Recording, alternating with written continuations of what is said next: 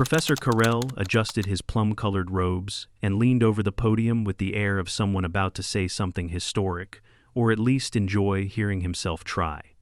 In all the vast, seething chaos of early galactic evolution, he said, sweeping a hand across the holographic star map behind him, there once existed a class of beings known as Deathworlders.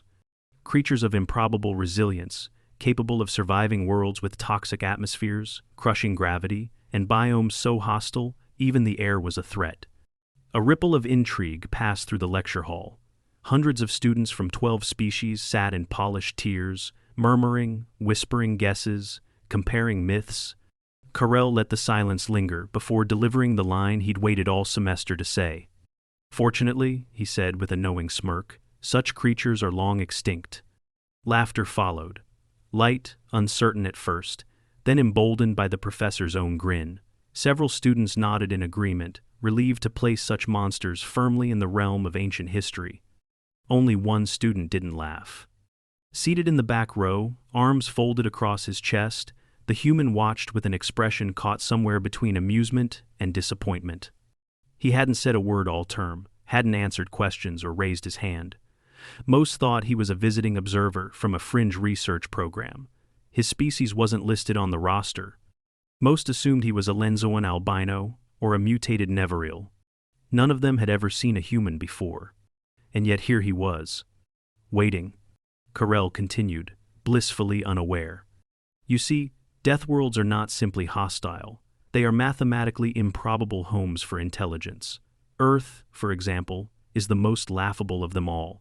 Oxygen-rich atmosphere, highly reactive. Liquid water?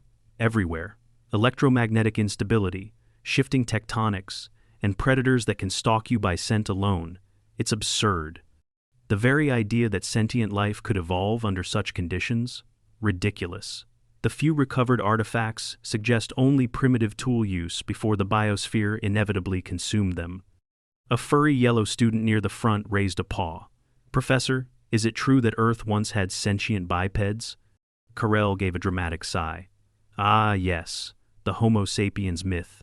Legend tells of hairless primates who walked upright, hunted in packs, and domesticated fire. But those tales come from scattered Terran satellites and decayed archives, most of them corrupted or exaggerated by the centuries. In truth, no such beings could have survived past their primitive age. Evolution doesn't reward stubbornness on hostile worlds, it punishes it. More laughter. More nods. Except from the back row. The human, now uncrossing his arms, leaned forward slightly. He hadn't moved this much in weeks. Eyes like tempered steel scanned the room. No one noticed until he raised a hand. Carell blinked.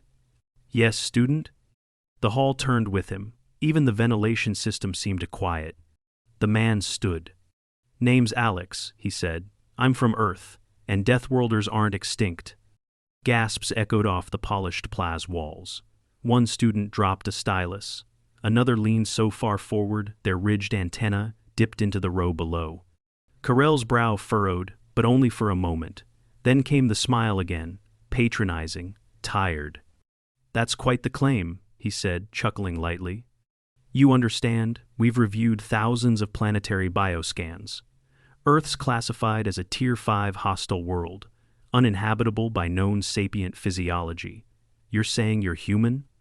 Alex's reply came smooth, but hard. Yes. And you come from this Deathworld? Carell pressed, voice rising with disbelief. Born there, raised there, bled there, and I'd still be there if the Institute hadn't asked for a diplomatic observer to sit in on your lectures. Carell's mouth opened, then closed. His second eyelids fluttered. His tentacled assistant began fiddling nervously with the control node. Then, the alarm sounded. Not a drill. A klaxon, deep and metallic, reverberated through the hall, followed by the sharp hiss of pressure doors sealing in the upper levels. Every being froze. Even Carell paled an impressive feat for a species with blue-green skin. Attention, came the synthetic voice over the comm system. Containment breach in biological wing C. Apex specimen 4 Corax has escaped primary restraints. Warning, Level 4 predator protocols in effect. Screams broke out immediately. The hall shifted from surprise to panic like a switch flipped. Students shoved toward the exits, wings, tails, hooves clattering. One large arachnid like being scaled the wall in pure fear. Carell backed against the wall, fumbling for his emergency communicator. Security! Why isn't the subfield up? No response. The air grew tense. The sound of splintering metal echoed from the corridor just outside the lecture hall. Then the doors burst open, and the predator entered. It was larger than most sentients in the room, hunched low but fast shoulders like compressed alloy, back rippling with muscle under armored scales. It wasn't rampaging yet, just stalking. It sniffed the air. One of the students screamed again. That was enough. It charged. The room detonated into chaos. Desks overturned. A security drone zipped in and was torn apart in 2 swipes.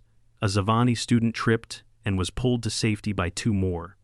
The predator was smart. It didn't just lash out. It targeted the slow, the separated, efficient, terrifying. Except it stopped. Mid-stride. Because someone had stepped in its path, Alex. Unarmed, no shield, no armor, just a black t-shirt, cargo pants, and boots made for trudging through ash. He didn't flinch. He didn't yell. He just looked at it. A long, quiet look that didn't waver. And then he said it. One word. Stay. The predator hesitated. Not confusion, not fear, something else. Recognition. The room froze as the creature shifted its weight. One claw scraped the floor. Its nostrils flared. Stay, Alex repeated, firmer now, not loud but final. It stepped back. The entire hall held its breath. Another step, and then another. The apex predator lowered its massive head and backed toward the door it had torn through, disappearing slowly, warily, without turning its back on Alex. And just like that, it was gone. Silence collapsed over the room like a vacuum. Seconds passed before the overhead lights returned to white, before backup drones swept into the room with tranquilizer pulses now pointless. Carell stared. Alex turned to the professor, deadpan. Maybe next time, wait until the specimen's back in the cage before mocking species you don't understand. Carell opened his mouth, but said nothing. Security entered in force, scanning the area, too late for anything but cleanup. A medical assistant hovered toward Alex, visibly confused. Sir, you're unharmed? She asked, scanning him head to toe. Didn't touch me, Alex said. Didn't need to. But protocol says. I know what protocol says. Still, they insisted. He sat for scanning. Heart rate elevated but within range.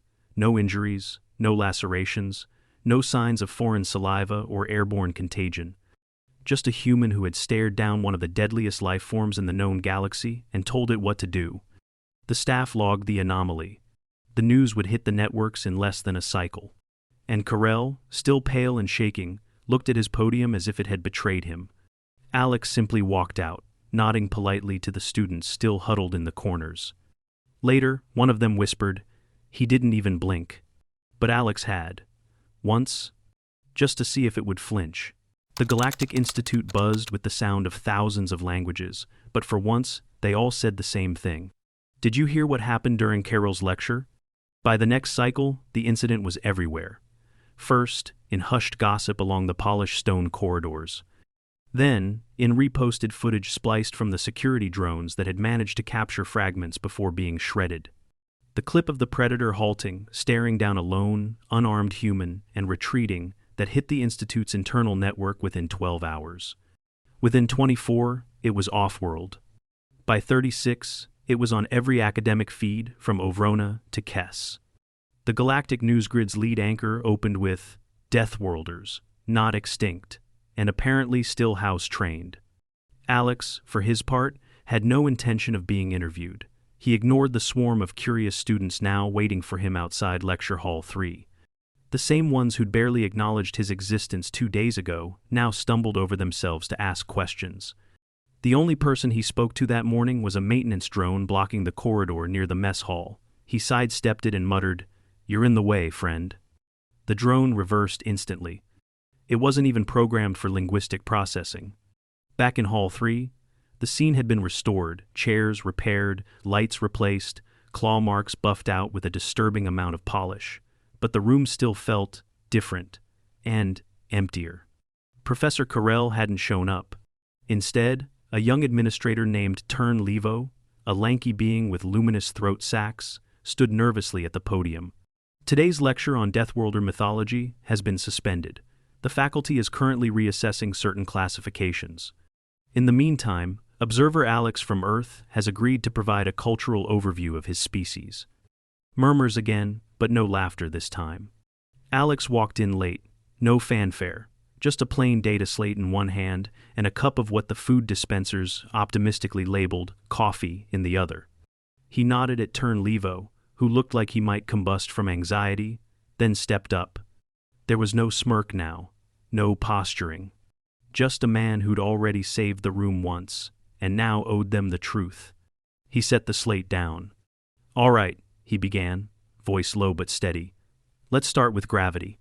A projection flickered on behind him, displaying Earth's planetary statistics. Earth's gravity is 9.8 meters per second squared. You've probably read that, but I don't think most of you understand what that means, unless you've felt it. We weren't built to be light. Every motion costs something. Our bodies are dense muscle, bone, organs. When we fall, it hurts. When we run, we sweat, burn calories like kindling, and breathe in the raw atmospheric mix of oxygen and nitrogen just to keep pace. A tentacled student raised an appendage slowly, but that level of gravitational force would crush the vascular systems of most known species. Alex nodded. It nearly crushed ours, too. That's why our circulatory systems work like pressurized plumbing, hearts the size of fists, arteries that flex, bones so thick they sometimes don't break when they should, which creates its own problems. He tapped the display, switching to a skeletal diagram. "You see this?" He highlighted a femur. "Fractured one of mine when I was 17. Took 4 months to walk right again. No genetic regen, no cellular rebalance tanks. Just surgery, a cast, and a long, miserable period of physical therapy." He looked up. "That's how we do it, the hard way." Another student, this one scaled and green, tilted their head. "Why not move to a more hospitable world?" "Because Earth is home. We didn't evolve for comfort. We evolved for survival. The weather can kill you in a dozen ways. We have storms that level cities. Water vapor funnels that can toss a vehicle like a toy. We built under that sky. We fought each other under it too, which admittedly is one of the darker parts of our story." He paused, letting the silence settle. "We learned to live with pain. We had to. On Earth, everything either wants to eat you, infect you, or outcompete you. You can die from a scratch if you're unlucky.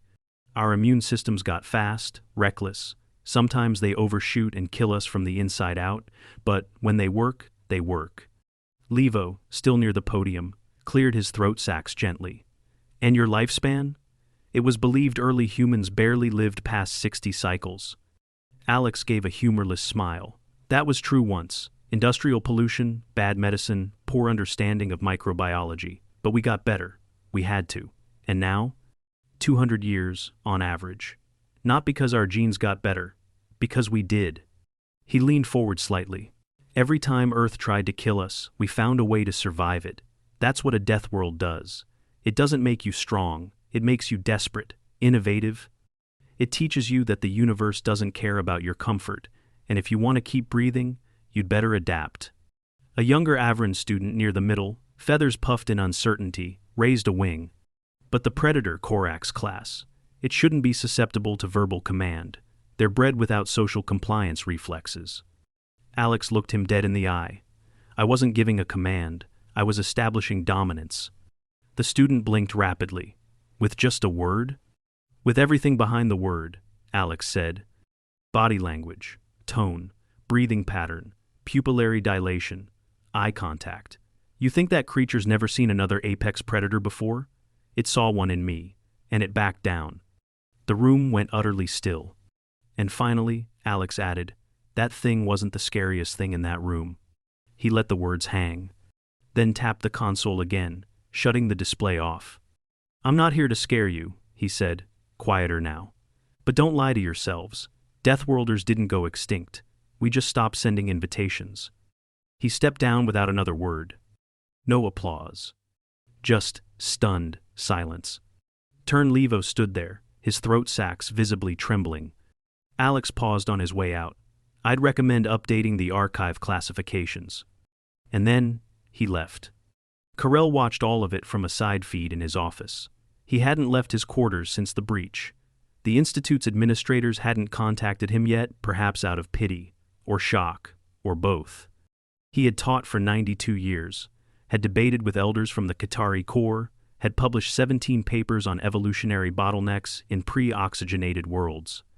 And yet all it took was one calm sentence from one Deathworlder to unmake all of it. He looked at his lecture notes, then slowly deleted the folder. The official announcement came 2 cycles later. Galactic Archive Amendment #4421A. Planet Earth status updated. Deathworld Class 5. Intelligent species, Homo sapiens. Current status, active. Cultural threat level, unknown. Caution advised. The Institute posted it without commentary, but the implications rippled everywhere. The diplomatic councils began emergency meetings. Research departments reopened long-abandoned Terran studies. Defense committees requested updated intel. Some called for peace offerings, others, quarantines. Most just stared at the footage and whispered the word again and again. Stay. Security personnel followed Alex now. Not because he was dangerous, though, privately. Many of them had flagged him as potentially deterrent to hostile fauna in their reports, but because no one wanted a second incident. After the Predator breach, the Institute's internal council quietly pushed through a protocol. No Deathworlder walks unescorted through high-traffic wings. Alex didn't protest. But he noticed. 3 days had passed since the lecture hall incident. During that time, Carell's resignation was accepted with a single-line announcement. Professor Emeritus Carell has stepped down to pursue independent research. No one bought it. The man hadn't even cleared his office. It was said he sat motionless for hours in front of the old archives, watching grainy footage of lightning storms and volcanic eruptions on pre-collapse Earth. Alex hadn't spoken to him since. In fact, he'd barely spoken at all. Until now. Please state your medical history, in full. The diagnostic scanner in medbay blinked politely at him. The nurse, a translucent-skinned Vocerie technician named Bren, hovered nearby with an expression of forced calm. Alex gave a tired sigh and sat on the padded bench. You want the long version or the short one? Whichever is medically accurate. Alex rubbed the back of his neck. Concussion at age 12, broken femur at 17, first and second degree burns on both arms, campfire accident.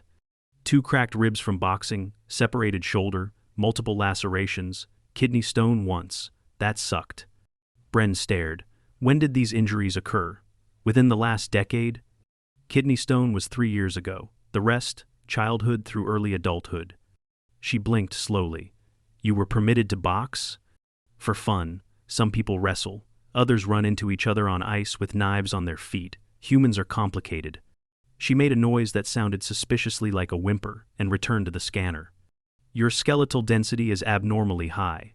Organ placement is inefficient. Your cardiac pressure is near hemorrhagic levels. Your immune system is inflamed. Alex raised an eyebrow. Inflamed? There's no other word for it.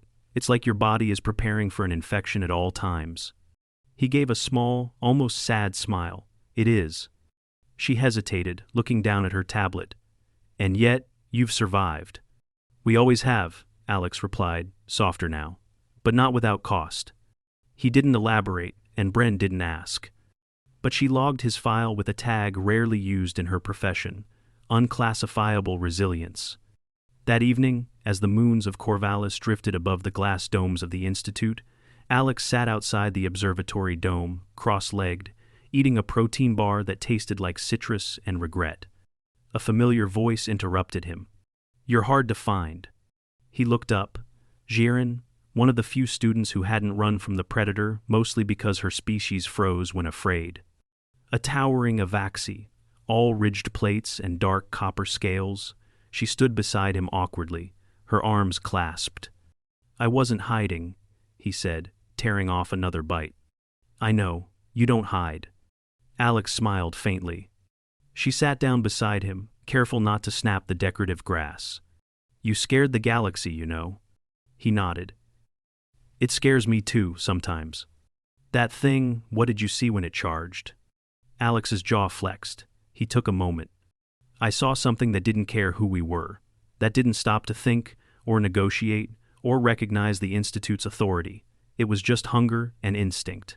You can't reason with something like that. And yet it listened. No, Alex corrected. It hesitated. That's different.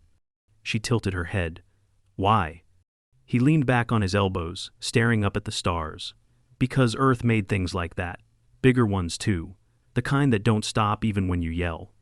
So, you learn early, if you're not the apex, you become prey. But humans, we adapted not by being the strongest. We learned to think like the predators that hunted us, to understand them, anticipate them. You trained? Not formally. But everyone on Earth learns. Just by living, you feel it. When something's behind you, when it's not safe to camp in that direction, when the birds go quiet, we evolved to listen to the silence. Jaren was quiet for a while, her claws resting lightly on the grass. The professors used to joke about Deathworlders, said they couldn't possibly have formed culture, that violence would have wiped out intelligence. Alex glanced sideways at her. That's because they don't understand suffering. She looked up. You embrace it? No, we hate it. But we've learned from it. It shapes us. On Earth, the question was never, is this fair? It was always, what are you going to do about it? He fell silent. Then added, that's what Earth makes. Jaren didn't answer, but she stayed a while longer. Not everyone who learned about humanity was ready to listen. She was. The next day, the Institute scheduled a debrief. It was called an Interdisciplinary Review of Terrestrial Capabilities, but everyone knew what it really was, a containment measure. A panel of researchers, defense consultants, and planetary envoys gathered in Hall 7, nervously tapping their data feeds as Alex entered, flanked by his assigned security escort. One of the panelists, a Sorthal with pale ridges and cold, white eyes, stood first. Observer Alex, thank you for joining. Before we proceed, are you armed? Alex looked at him flatly. No. Are you capable of biological emission attacks, pheromonal control, or localized energy manipulation? No. The panelist blinked, confused. Then how did you control the Corex-class predator? Alex took the center stand without invitation. I didn't control it. I understood it. He looked around the room.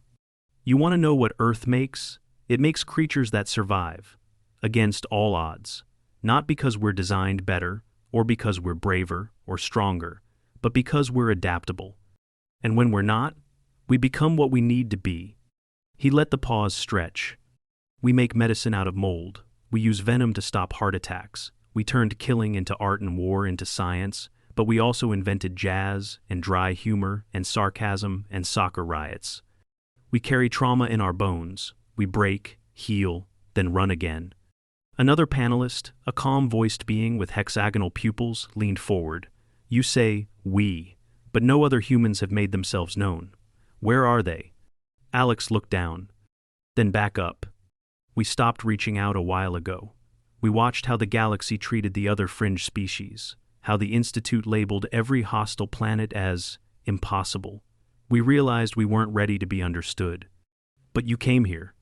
Because eventually, someone was going to wake up a caged predator and get eaten, trying to prove they were the smartest person in the room. He met every gaze. I just didn't think it'd happen during a lecture. The panel didn't issue a public statement. But 3 hours later, the Institute authorized the formation of a new department. Terran Anthropological Studies. And offered Alex a chair. He declined. I'm not here to teach, he said. I'm here to remind. Meanwhile, a small note appeared in the archives. Carrel, Professor Emeritus, removed 23 publications from the Galactic Index. Cited reason: error in foundational assumptions. No one had ever done that before. And in the dead of night, under artificial stars, Carrel visited the reinforced observation deck that housed the Korak specimen, now sedated, contained, harmless. He watched it sleep, then looked over at the new sign on the wall. Quarantine Protocol 7. Species: Corax Class Apex. Hostile world origin, class 4. And beneath it, smaller text. If threatened, avoid eye contact, do not speak. Carell smiled faintly. Just once. Then left the room. The Galactic Institute's newest wing didn't have a name yet. Construction crews had worked non-stop for 2 cycles to clear a central space inside the administrative dome. A vast, glass-paneled atrium was selected for its security capacity and visibility. Bright natural light streamed down from the dome's apex, reflecting off metallic support ribs shaped like a Terran ribcage, someone's idea of symbolism. But the room sat empty, still waiting for its purpose to catch up to its reality. Until now. Levo stood near the door, adjusting his collar for the 3rd time in a minute. He exhaled through his throat sacs and glanced down at the newly engraved placard. The Deathworlder wing. Dedicated to resilience, adaptability, and the intelligent defiance of extinction. It was a bold choice. Levo didn't like bold choices. He checked his chrono. Alex was late. But not by much. Alex walked in alone, his boots echoing faintly on the polished floor. He wore the same black shirt and utility pants as usual. No robes, no insignia, no weapons. Just a datapad tucked under one arm. Levo perked up. It's an honor to. Don't. The assistant stammered to silence. Alex looked around the hall. This feels excessive. Levo chuckled nervously. You've become something of a symbol. I didn't apply for that. Symbols never do. Alex didn't respond.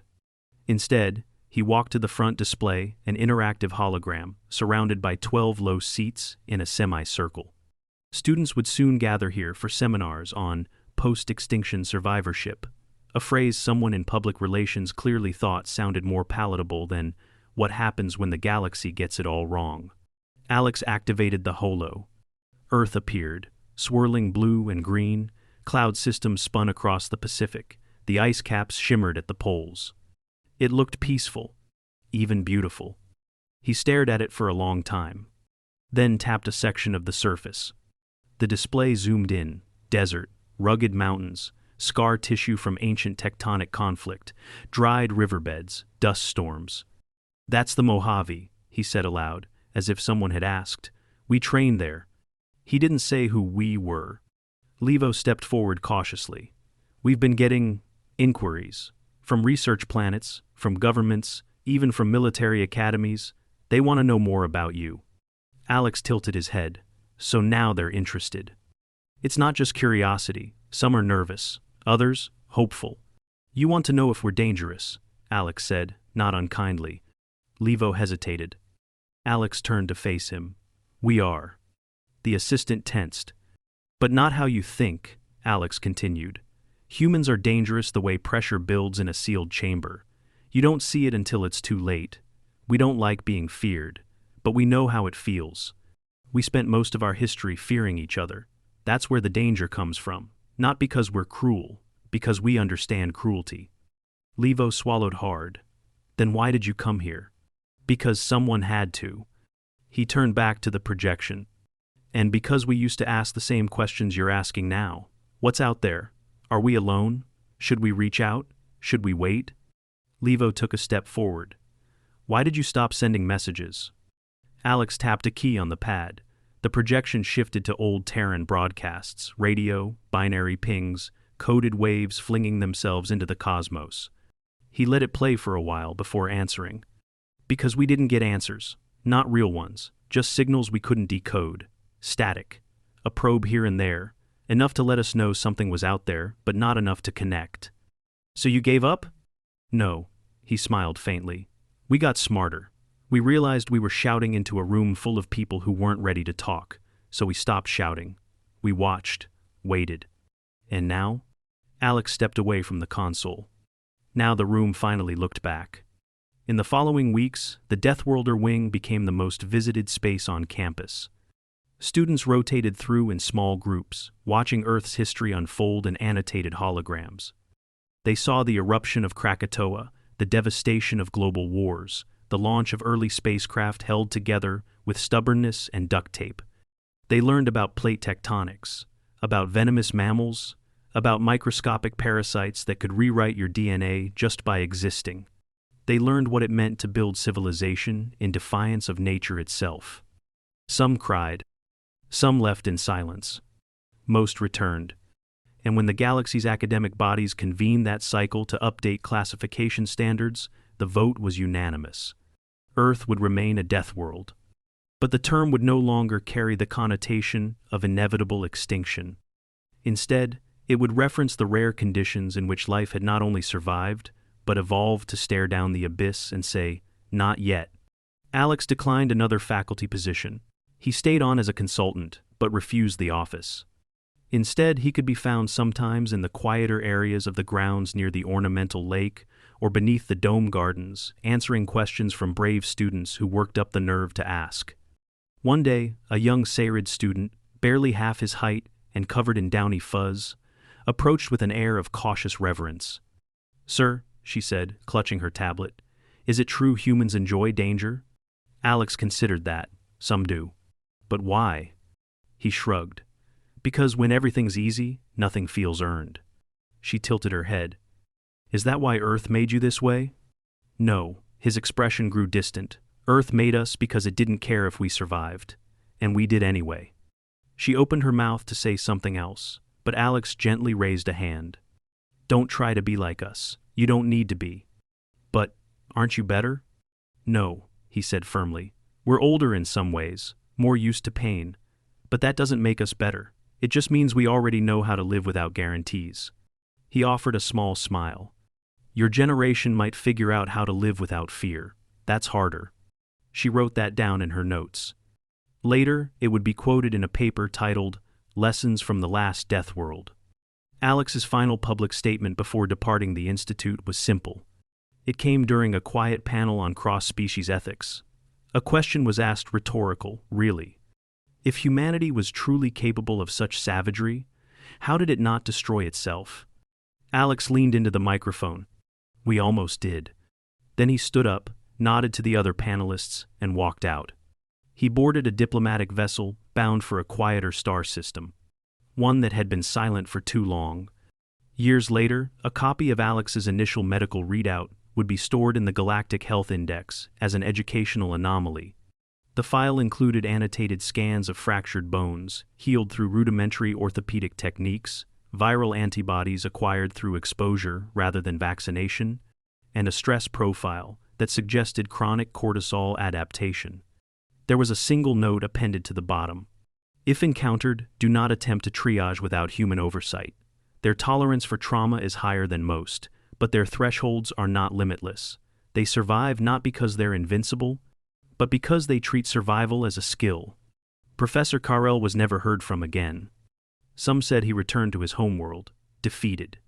Others said he joined a research vessel studying proto-intelligence on ocean worlds, trying to rebuild his understanding of what makes something worthy of being called sentient. But those who had known him well claimed they received a final message. No signature.